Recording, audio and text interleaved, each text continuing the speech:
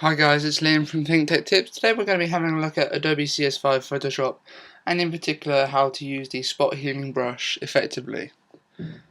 Okay, so go ahead, open up Photoshop, get an image in which you think certain objects spoil the image or make it look a bit too crowded. So then once you've imported it, you want to select the spot healing tool. Ideally shrink the diameter of the brush. Okay, so we're ready to go. Basically what the spot healing brush allows you to do, when you click around the image, it will take samples from the surrounding area to gather information as to what could be in that certain part of the image. So for example, when I click here, it takes into account the wet sand on the right and the dry sand on the left and the moist sand in the middle, and it will be able to think of the texture and the colour, which allows me to effectively get rid of the footprints.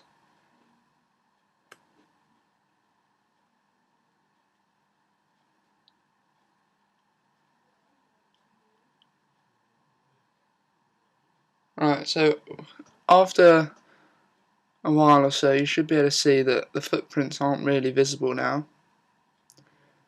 and you can just do this all the way throughout your image, getting rid of unwanted parts.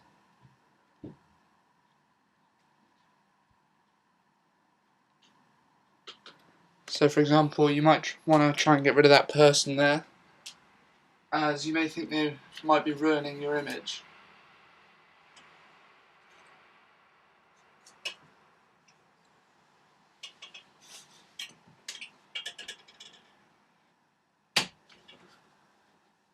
But as you can see, it doesn't quite work out because we still have the sort of shadow of where he was. This is can be quite difficult to adjust, but for now I recommend just undoing it and putting up with him for the time being, and I'll show you how to correct things like that later.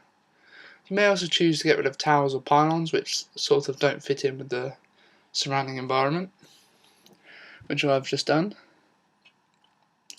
Okay, so I don't really like that buggy, so what I'm going to do, I'm going to use the quick selection tool to select it, using Alt to refine my selection, to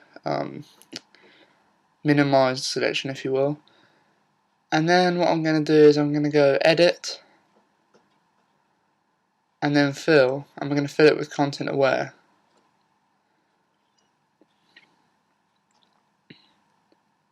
And then press OK. Once you've done this, you'll press right click and press Deselect. You can see there's a line and it's really visible that there was an object there. So use the spot healing brush going around the old object to blend it into the surrounding area. And then what we're going to do, we're going to use the clone stamp so that we can get the correct texture and colour so that it looks more authentic. So it's the clone stamp you're looking for, which is directly above the tool. Sorry, there it is. So using the clone stamp tool, press Alt and click away from the area,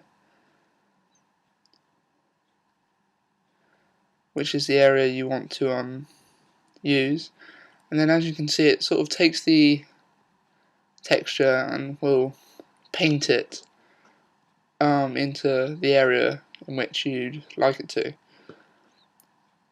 So as you can see, by me pressing undo and redo, we've got rid of the people and the buggy, and unless you'd seen the image before, it'd be quite difficult to tell that there was something there already.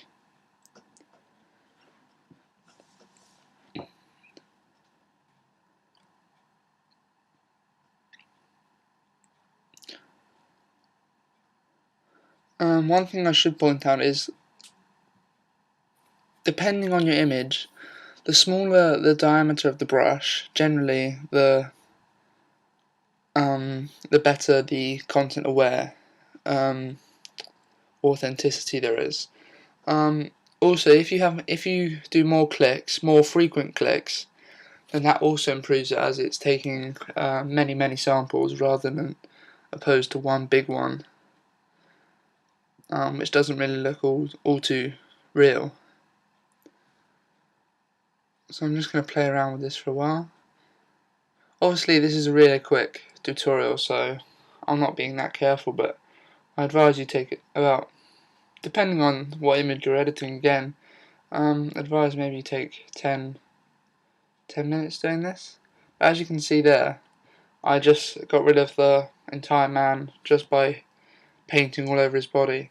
However, that wouldn't normally work, depending on his background, because often it's too much for the computer to take in, the algorithms that it has to calculate. So the result can be quite horrific, like so.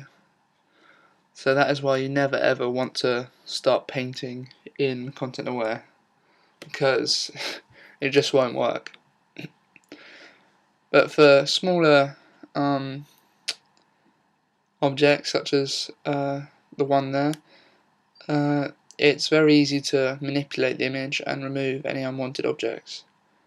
And then again, using the clone stamp, you could correct the texture so it looks just like it did before.